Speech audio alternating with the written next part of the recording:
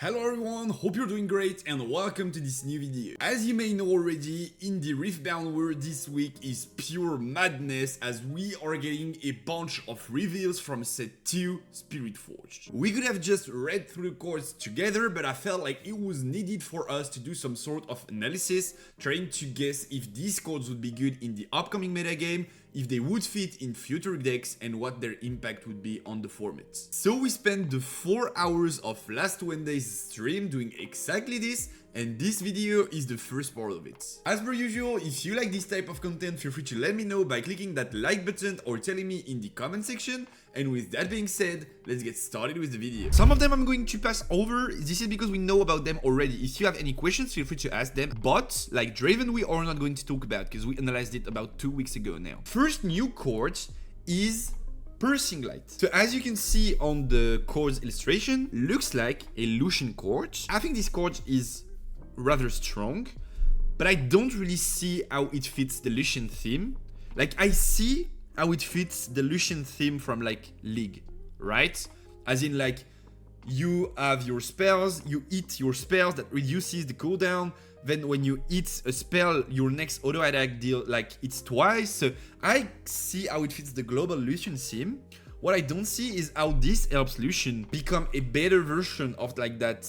I equip a lot and then I roam around the board deck. So like I like that card, not so sure it's going to work in Lucian. So Piercing Light is 2 energy and a power, but you can also repeat the effect for 2 energy and a power. So as you guys know, repeat is the new mechanic or one of the new mechanics of the set. You can pay the cost twice to activate the card's effect twice. In that case, Piercing Light allows you to deal 2 to a unit at a battlefield, then deal 2 to up to 1 other unit. So basically, it's like quote-unquote worst Falling Star, because Falling Star is deal 3 to a unit twice, so total 6 damage. This one is total 8 damage, but you have to target a unit at a battlefield, which Falling Star does not have a restriction to do. And also you have to target 2 different units, which means even if you repeat, you can target like 4 different units. Could be potentially useful in like token matchups, Victor maybe, something like that, but like whatever. But if you do target the same units twice, so like first ping, second ping, then first ping, second ping of the repeat, you end up dealing 4 and 4, which I think is a bit worse than doing 6 at a singular target. And it can be defied. I don't hate it. I think it can come in as like a great card to increase that amount of blasting spells that you have, but I don't think it runs the show in terms of like dealing damage through spells. I think Falling Star is better. I think most likely X-Tech Ray is better because action, this one does not have neither action nor reaction. And I think like if you want to have like that small, very packed burst of damage, you have Falling Star already. And if you want to have like that big burst of damage split all over the board, you have Icasian Rain, which of course is more expensive, but like also kinda better, right? I would say overall Piercing, is not seeing play because it seems like it does not fit Lucian, at least so far. It rather fits Kai'Sa, and Kai'Sa already has better tools. If this ends up being a Kai'Sa card, it's most likely a 1 or 2 off to like increase them numbers of damage spells. That being said, it's not a bad card by any means. It's like very decent. If we did not have Falling Star, I would probably be very excited about this one. Second card that we have is Rell. It's a 4 might, 4 energy champion unit with no power cost. Pretty good stat line, especially because it's a champion. So we know that if someday we have a red something Rell legend, we already have a decent champ to pair it with. Then this Rell has tank, and then she also has when I attack, you may play an equipment with an energy cost no more than 2, ignoring its cost and attach it to me. I don't hate it. The only thing is like it's a lot of setup, right? We have to play Rell, we have to either accelerate it or wait a complete turn. Then you have to have an equipment that is 2 or less cost and attach it to Rell. So let's say you don't find a way to accelerate that card. It means that like this card, like this equip that you are going to play is going to come up on turn 3 when you're on like 6-7 runes, basically. I don't feel like playing a 2 energy or less equip on turn 3 makes like such a big swing in tempo. So either you can accelerate that Rell, then you play it on turn 2, potentially interesting, like through Legends effect, whatever, I don't know. If you have to play it the fair way, I don't think it's that good. The only thing I could see this Rell doing that would be not unfair, but like super good, would be if we have a gear that is like 2 energy, but like 3 to 4 power, because it's kinda strong, and then they balanced it around the fact that you have to recycle a lot of power to drop it. Then if we could play this for free, potentially I could see something with that Rell. This one we did not know about. This is a spell that seems dedicated to Ornn, but don't get mistaken, it's not Ornn's signature spell. It's Bellows Breath. It's a spell that costs an energy and a power, is an action that also has the repeat keyword, so you can basically pay 2 energies and 2 power to do the effect twice, and then it's deal 1 to up to 3 units at the same location. I think this chord is overall not good. I just think there is one legend that could make it work, and it's Ezreal. Because Ezreal, to use its legend ability, you have to have targeted enemy units and or gears at least twice this turn to tap him and draw a card. And this card alone allows you to deal 1 to up to 3, and so put in the work to have them 2 targets in the same card. I could see that if Ezreal lacks good ways to trigger its legend ability. Once again, I don't think Bellows Breath is so good. I don't think it will see play in Ornn, except if Ornn has like an abysmal matchup into like Victor, but other than that, I don't see it as a good card. Maybe potentially just in Ezreal, so you can tap Ezreal to draw cards, and that's about it. Ward's Atlas is also a card that I don't think is super strong. So Ward Atlas is 3 energy, and then you can pay a power to attach it, and this says when I hold, play 2 gold gear tokens exhausted. Renata is when you are on light hold, you may exhaust me to play a gold gear token. And so basically what this means is like with Word Atlas on the board equipped to a unit, you are going to be able to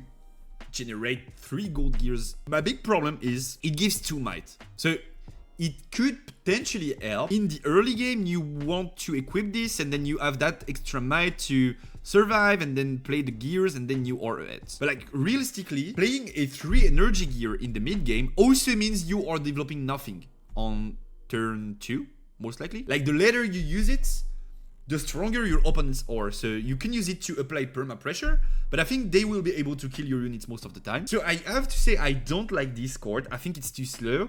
I think if you have a way to cheat it out, then potentially it's good.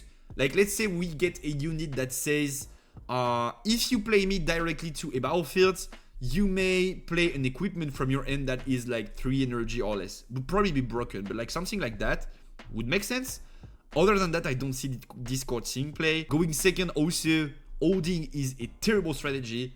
Like, you are almost never certain you will be able to hold going second. Maybe in a super control build of like Renata, but that, I don't think that build will be good. So like, whatever. That card, I think, is correct. So this card is Premonition. It's 2 energy for 3 power, so rather expensive power-wise, but very fine energy-wise. And this card says as a reaction that you can draw 3 cards. I think this is really, really strong. Like, let's say a scenario in which you have options. Like, you keep it in hand, you play 1 or 2 of these in your deck, you keep it in hand, play your other cards, up until you reach 2 situations. One of them is you are ahead, you can play these cards, accepting to recycle like potentially 1-2 runes, because you have gold gear tokens because you are ahead. Then this is extremely variable, like 2 and 1 for 3 draw is crazy sick. Or you fell behind, you need card advantage to find a solution.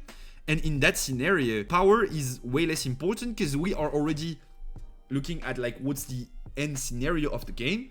And the fact that you only have to pay 2 energy to dig for 3 potential options to come back in the game is very good. Like, let's say you have 7, 8, 9, 10 energy on board and you just use 2 of them to draw 3 cards. That leaves you with like 8 energy open to play those cards that you just drew. Like, I think it's very, very good. Don't think it's going to be a 3-off in most decks, but I think it's going to redefine the power level of drawing cards, even though it's kind of on par with what we've seen so far. Because remember, we've been talking about it a lot already on the channel, but basically in Riftbound, a power is equal to a draw. Qiyana pays a power to be put into play, but when she conquers, you can draw. Clockwork allows you to recycle a green power to draw a card. So we are paying 3 powers to draw 3. Kinda fine. Buhru Captain is a 3 might, 3 energy, and a power card. So not a good rate, but it's pretty good in what it does in its color. You have to put context around it to understand why it's good. So Buhru Captain allows you, when it's played, to either draw 1 or buff itself. To be fair, if it was draw 1 or buff someone, it would have been cracked. Why is it good though? Because like this seems like not impressive, like we already have Qiyana and stuff that do this, so why like is it so impressive? Well, the cards that allow you to draw a card on play in orange, there are none of them, like legit none of them, except one that is not seeing play, which is a spell that says for 4 energy and a power you can draw 2. And if you kill the unit this turn, you can only pay 2 energy instead of 4.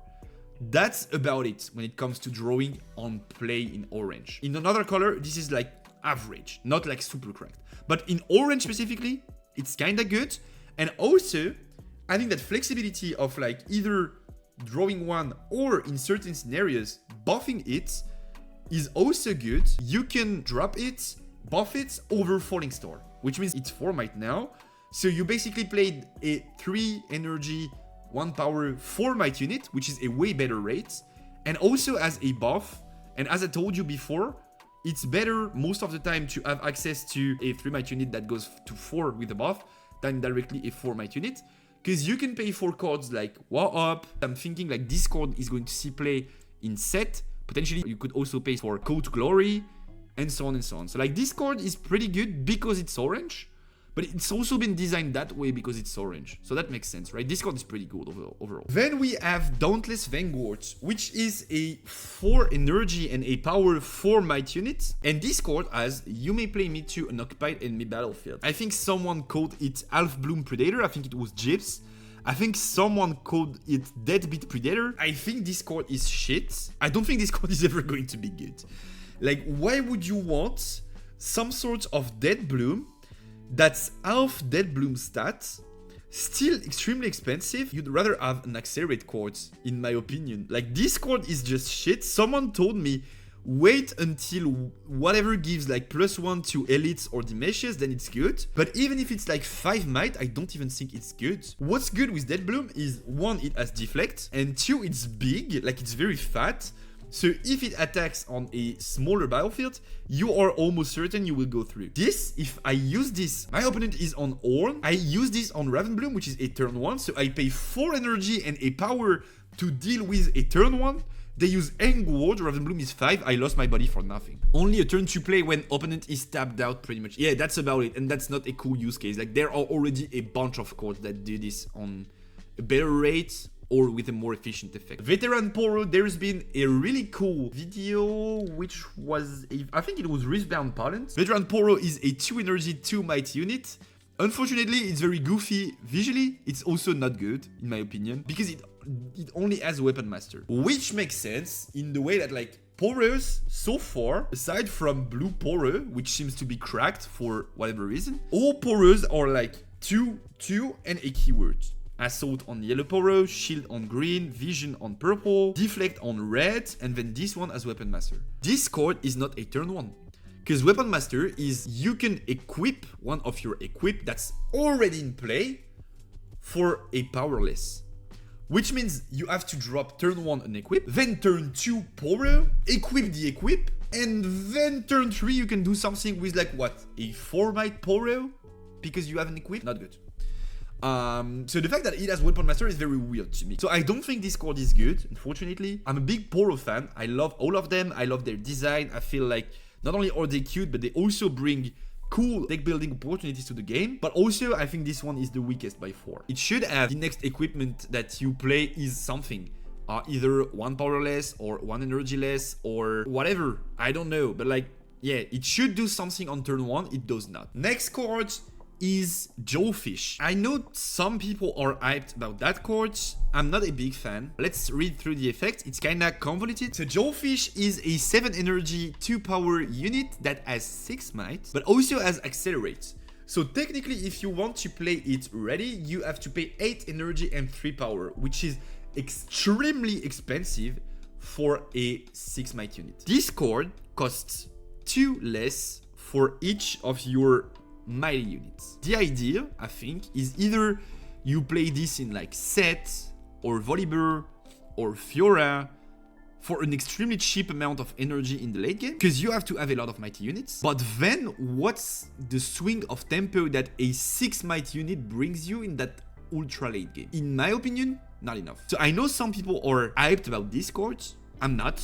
I think this card is not good. I think it's not going to see play, and if it sees play, I think it's a mistake. Basically, I just think like it's bait.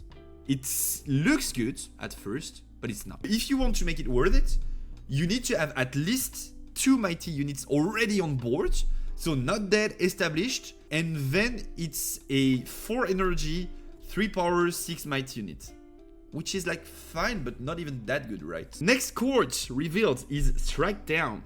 At first, I thought this was an equip. It's not. So Strike Down is a spell that is 3 energy and a power, and that allows you to choose an equipped friendly unit and have it deal damage equal to its might to an enemy unit, then detaching an equipment from it. I don't see a scenario in which this card is better than Challenge, because okay, Challenge both deal their damage to each other, but Challenge is 1, an action, and 2, you kinda only use it if you're certain you can kill. I think Challenge is just an overall better card, and also it's cheaper. It's only 2 energy. I kinda don't see a way we value that card, because also the fact that we detach an equipment from it means we are going to have to pay to equip it again.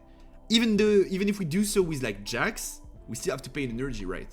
Like, it's not a power, it's not that bad, but this means that this card, if we want to reattach them, is 4 energy and a power, and outside of Jax, it's 3 energy and 2 power if we want to reattach. And even if you play units that have like Weapon Master, and you are considering the fact that you are going to be able to like detach and attach to another unit, which you are not allowed to do mechanically, you can't detach an equip from a unit except by an effect. You can't do it manually. Weapon Master can already pick from your already equipped unit. I'm assuming that this is going to be used for synergy with cards like Affiliates, where you want to attach and reattach equipment to it. I could see that, but also it's like, it's not cheap, right? It's not like a cool card like Stupefy that you play anyway, because like it does not do a lot, but it gives value to your strategy, right? Like, it's too expensive to be situational useful. So Warmog's armor, I would have loved for this card to be green, not gonna lie, but it totally makes sense that it's orange. So Warmog's armor is a 1 energy gear that you can equip for a power, so far really standard rates, but that also says when I conquer buff me and gives +1 might. And this is crucial to a lot of strategies. This is crucial to Set. It's like already seeing play in Set. Like, there's no way this is not in Set. When a unit with an equip is killed, that equip goes back to base. So like in Set, this is potentially an infinite buff generator.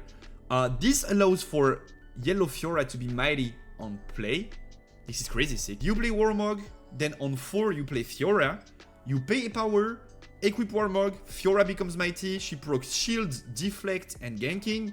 Fiora Legend procs, taps itself, re-ramps a rune, so you are still on curve. This is an extremely strong card, and the fact that this gives buff when it's conquer is just like that little thing that makes it go from an okay card to a very strong card. This is seeing play for sure in Jax, in Fiora, in Set. Just an extremely good orange staple, and also Fiora is going to be yellow-orange. Both colors are the only colors that have interactions that say instead of paying the cost, you may spend a buff. In Wall Up, that restants a character, or a unit rather. In Call to Glory, which is +3 might.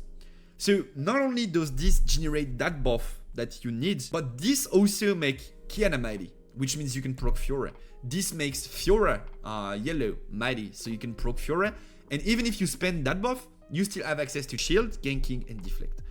This makes a lot of cards go from that not mighty status to that mighty status, and this is extremely good. Also something that we could see in set, very specific interaction, but in Monastery of Irana with orange sets, if you have to spend buff to push, we can gain a buff, spend it to draw, gain another buff, because orange set gains 1 and Warmog gains 1, and we still draw a card. So that adds a little bit of flexibility where it was needed. I really think this card is extremely strong. Next card is Kato the Arm. So Kato is a 3 might, 4 energy and a power unit that has deflect. And then it says, when I move to a battlefield, give a friendly unit my keywords and plus might equal to my might this turn. This looks abusable. Yeah, exactly. This looks abusable. That's the only thing it's good at. What comes to mind is it's abusable in Fiora, because you have a turn 3 unit that can potentially give itself, because it's a friendly unit, not another friendly unit. So like you drop this on turn 2/3, then you push, then it gives itself its like might and keywords, and it's 6 might now, it becomes mighty, you can proc Fiora. So I think it's specifically Fiora is playable. In other decks though, you already have better options that if they stay on board, they do something. And most of them are not even good enough. Kiana is like seeing play, but while it was considered as like a super strong staple card at the very beginning of the set, it's now more of a like, we don't have another mid-game body, so we might as well play Kiana, but it's not a must. Cases most of the time are pretty happy paying 1 or 2 deflects to kill Kiana. But the big problem with Kiana is it's 4 might, this one is only 3. So like, let's say they use Falling Star, they recycle 2, they kill this and another body, they are fine with that for sure. They don't mind paying that extra deflect. Like, we have to stop thinking that deflect is absolute. And it's very, very slow. So like, you can definitely abuse this. I do agree with you, Popcorn, in that sense. But as long as you don't abuse it, I think it's not good. Something that I really do like though in orange is this card, Yone. Ride the Wind it though. We are going to talk about that for sure. So Yone is a 5 energy and a power 5 might unit, champion unit actually, and is also the missing legend. Like you guys knew potentially there was a Yone on the box. People were thinking Yone was going to be one of the 12 legends in the set. It was already like quote unquote confirmed, leaks, blah blah blah blah blah. We confirmed last week that we don't have a Yone legend in set 2. But maybe later on we'll have one. That being said, we get a champion with the art that we were expecting for the legend. So, like, makes sense, right? This Yone is Weapon Master. Basically, it has quote-unquote no power cost, because then you can just, like, drop it and equip a unit without paying the power cost. So it kinda refounds for that power cost, if you see what I mean. Like, it has a power cost, but it's mitigated. And then it reads, when I conquer an urban battlefield, deal damage equal to my might to an enemy unit in a base. This is a card that's going to apply a lot of pressure. Also, most of them equips that we've seen so far give about 2 or more might, and having a unit at 7 might in the game is extremely strong. And then the ability to deal damage to a unit in a base is something that Orange had an extremely tough time doing. Only relevant card that was doing so was Challenge. And so a lot of them orange decks kinda don't want to recycle to play Challenge, but at the same time they don't have an option, because else they lose matchups in which opponent is stacking in base. And they have no way to do anything about that, right? So I really do like that Yone, because it allows orange to do that. That's the first thing. And the second thing is, most likely this card is going to be broken when associated with accelerate cards. Because now, if you are playing against body, and you know they have ways to accelerate, as in like Confront accelerates everyone, Warhop accelerates everyone, First Mate accelerates everyone, potentially they have like Ride the Wind, moves everyone around, like whatever. There are several ways to accelerate cards. Like this is going to apply pressure that they just have an equip in base, and you know that they can kill potentially anything with like 6, 7, 8 might in your base. They could kill Darius, they could kill Fox in base, they could kill a lot. And also, remember that orange is the color that has access to Unyielding Spirit. Which means, if your opponent's only way to deal with that card, because it's 7 might, is to commit a huge spell, like a Cast and Rain or something like that, and you just use Unyielding to protect it, that game is almost over. So I really do love that card. I think it's going to warp parts of the meta, part of the way you approach body decks in the future. Yeah, it's like super good. Orange is like super good at fighting for battlefields. One thing that, like, for example, sets wants you to do is they want you to conquer fields so they can swing back with their orange set. Then you swing back into set, but the difference is the unit they swinged at is dead, and when you swing into their set goes back to base and does not die, right? So the fact that this card exists implies that you most likely at least have to consider the fact that if you take a setup turn, quote unquote, so like you drop units in base, preparing for next turn, but you're leaving up on battlefields, if they have a Yone accelerated, you most likely lost that game. Because they conquered, they killed your base, they are most likely going to ult, at least one of both, because you can't contest Yone plus an equip plus something. Like, it's so strong.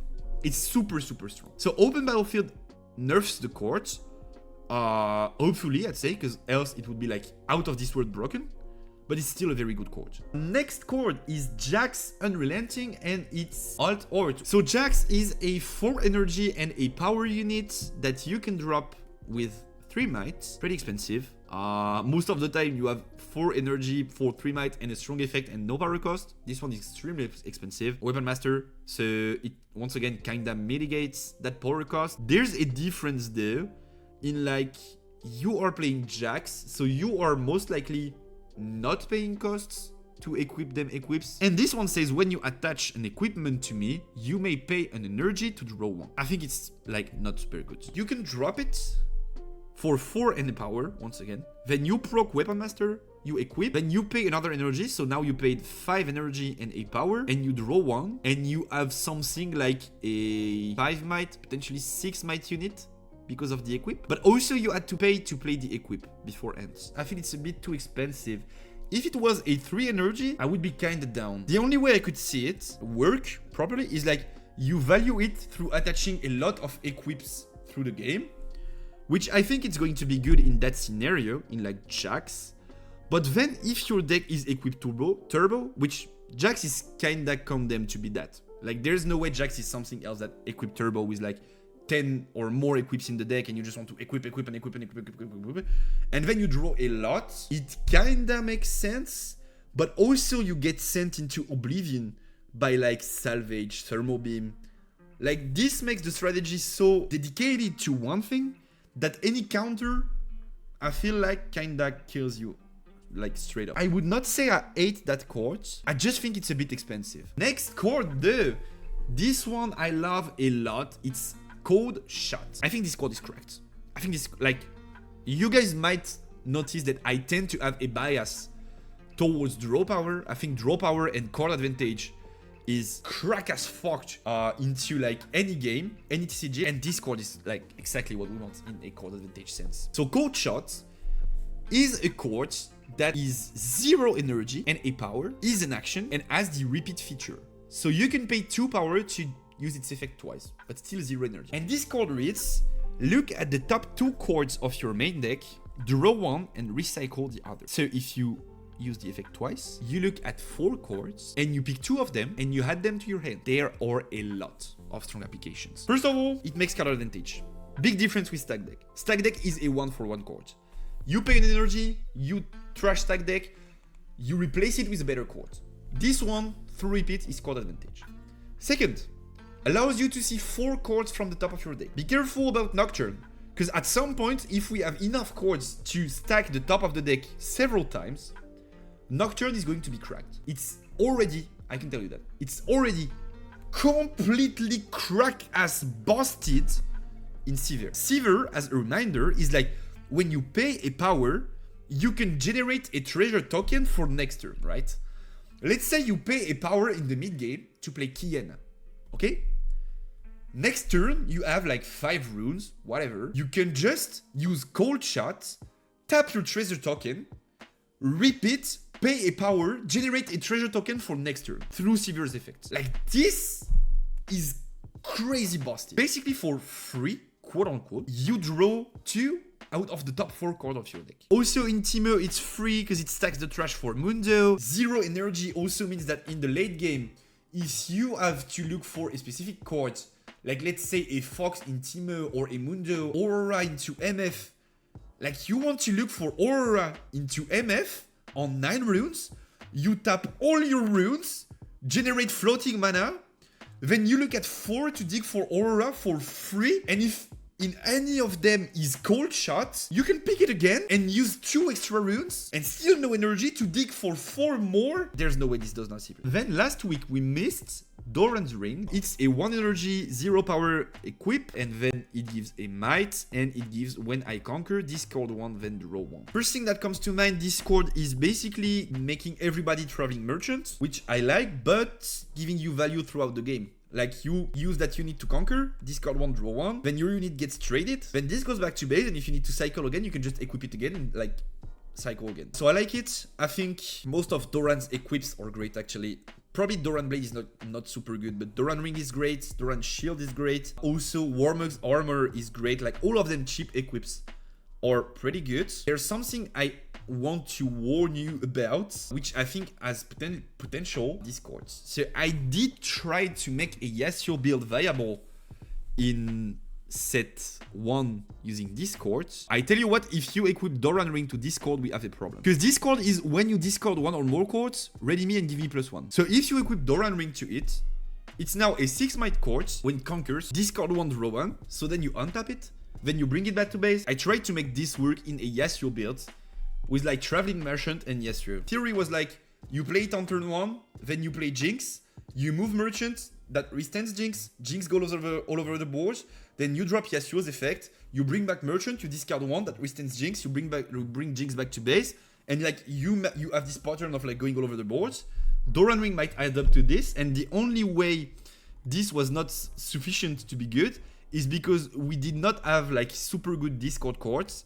And so if you don't see Merchant, Jinx is not good enough. But in a scenario in which we have Doran and stuff, potentially we could see a combo like that. Next card is Loyal Pop. Loyal Pop is a 3 energy, 3 might unit that says when you defend at a battlefield, you may move me there. I think this card is S. I just don't see it, guys. I don't see the vision. This is not a turn 1, except if you're going second, but then if you're going second, you are not defending, because you are the one attacking to regain that tempo, that points lead. So like this is most likely a turn 2, going first, I guess. But then if you really want to defend, like might as well drop it in the battlefield directly, right? Spoiler alert, they have the right to read your cards. They can look at your base and say, Loyal Pop can jump in. Let's not attack that battlefield this turn because I'm going to lose, and attack the other one instead. And like, yeah. Like, this card is trash. I don't see that card seeing play. This is just not good. Next card is Treasure Hunter on a way better note. We have had a lot of turn 1s being revealed to us.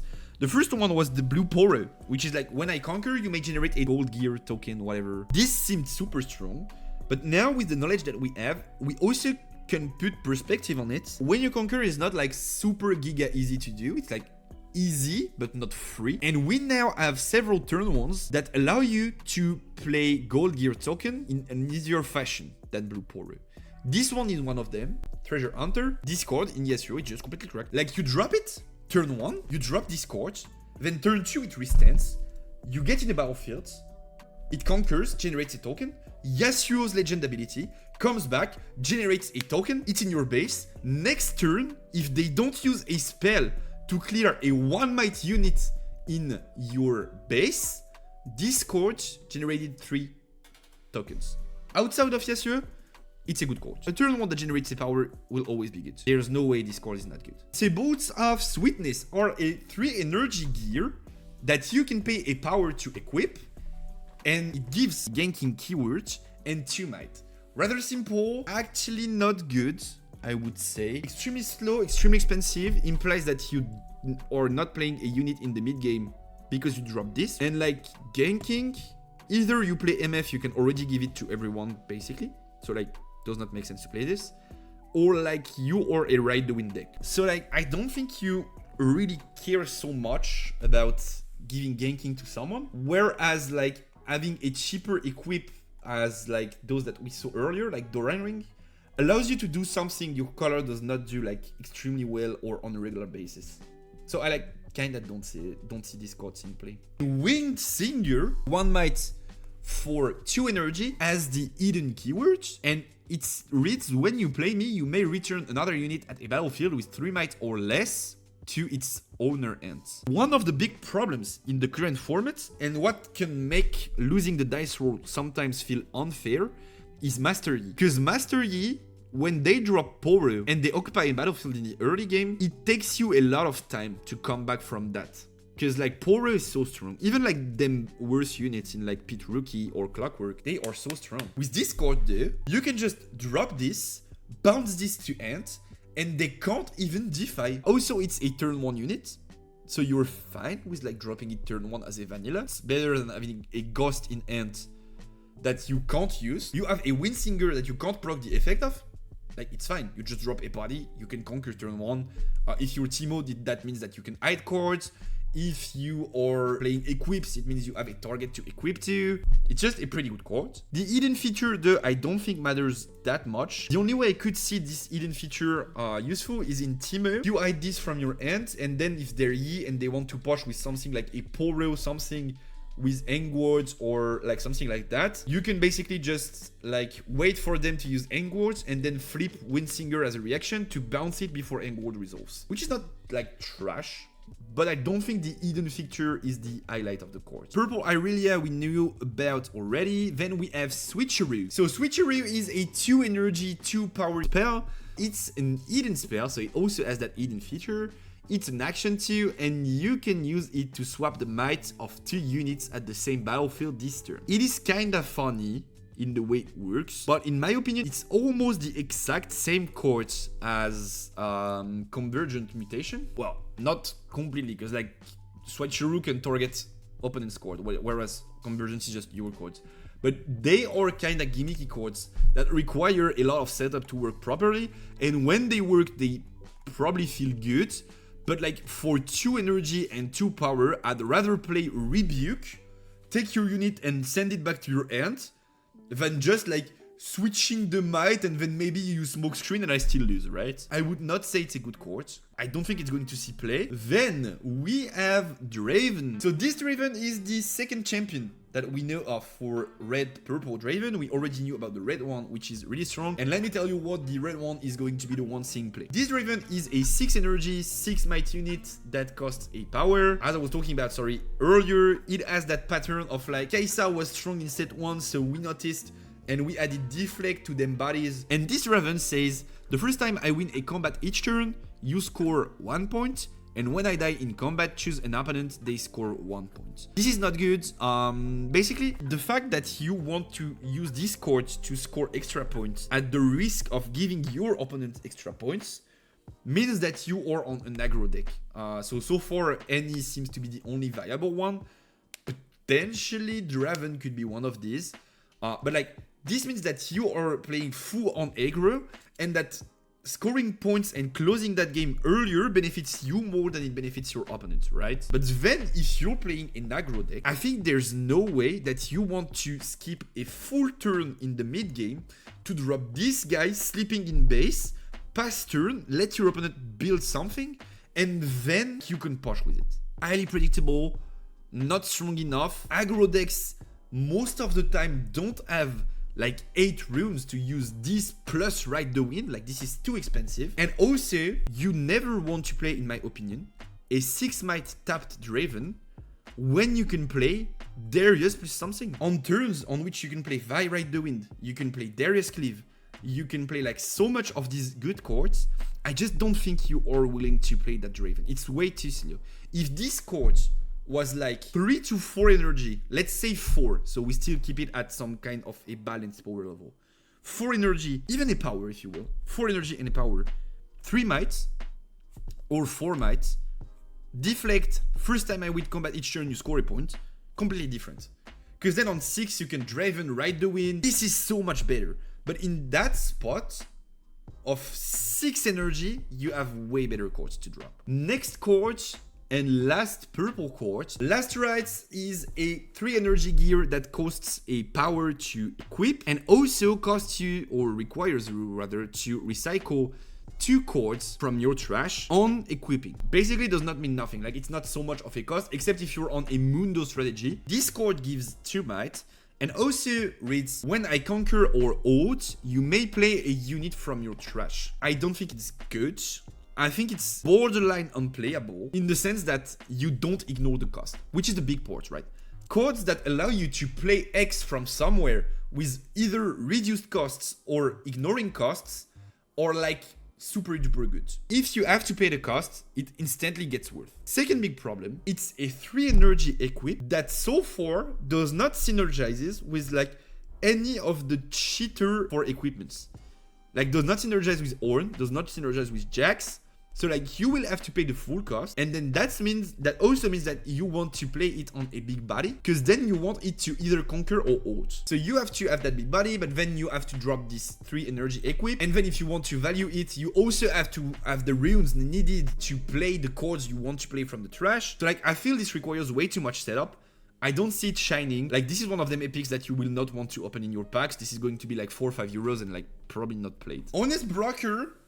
First yellow card, I think, is the best turn 1 in the set, and I think it's likely that it's going to stay that way no matter what turn 1s are released in the upcoming days. Honest Broker is a 2 energy, 2 might chord that as Death Knell, play a gold gear token exhausted. And basically, I think it's the only turn 1 so far that I don't see how you avoid your opponent generating a token with it. Blue Poro, when I conquer, generate a power. Well, you can just extecrate it, void seeker it, whatever. Like you have outs, basically.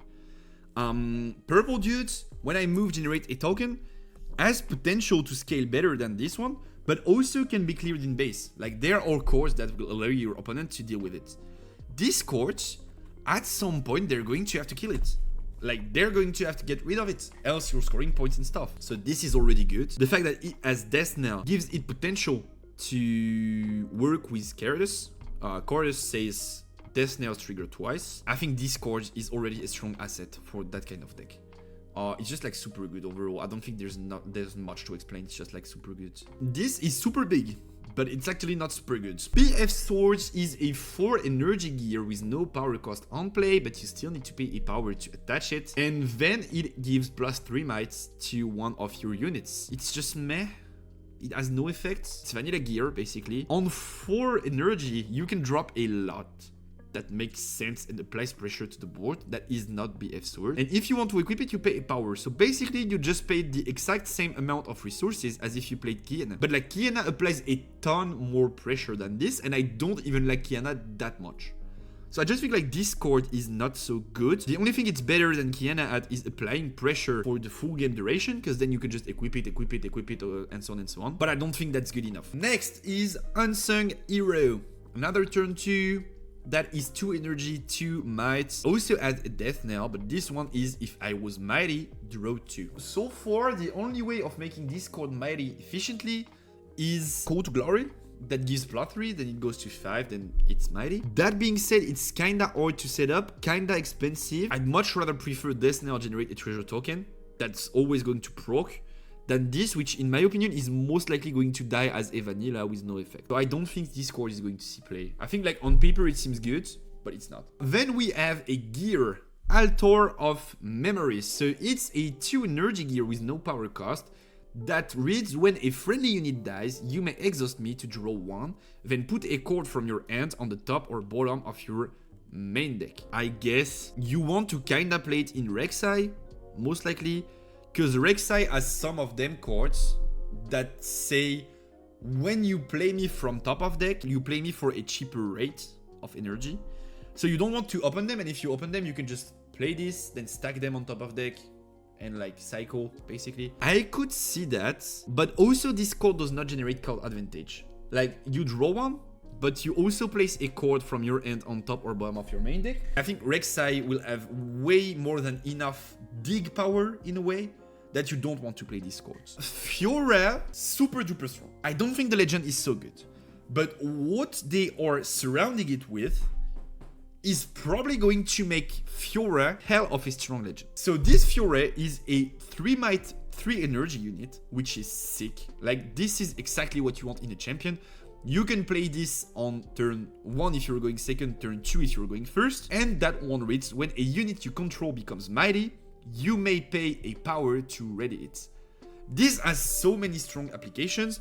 The first one you probably think about is like going second, you drop that Fiora, then next turn, you drop orange set, and when orange set drops, it's a 4 might unit, but then it buffs itself on play and becomes mighty.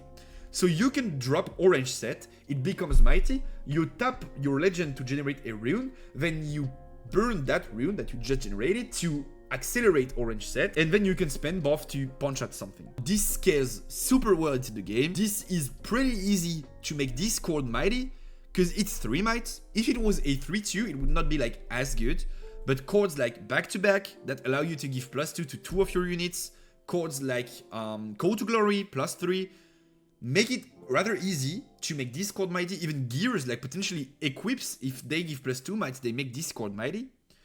So I really do like this chord. I think it's super strong. I think it's, except if like orange Fiora is crazy strong, I think this chord is your chosen champion 99% of the time. Like, this is so good. And then I think the last chord that we did not talk about already is a battlefield.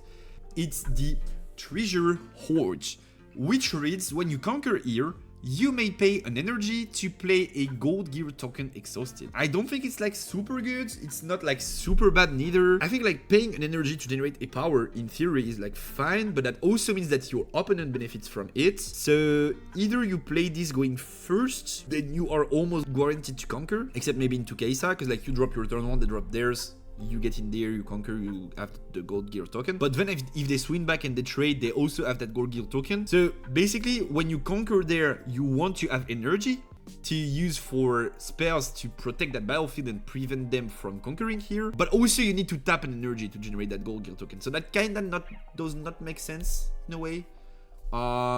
This is not super bad. Maybe we see it seeing play. But like, I don't think it's going to be a staple, and I don't think it's going to be one of the most represented battlefields in the game.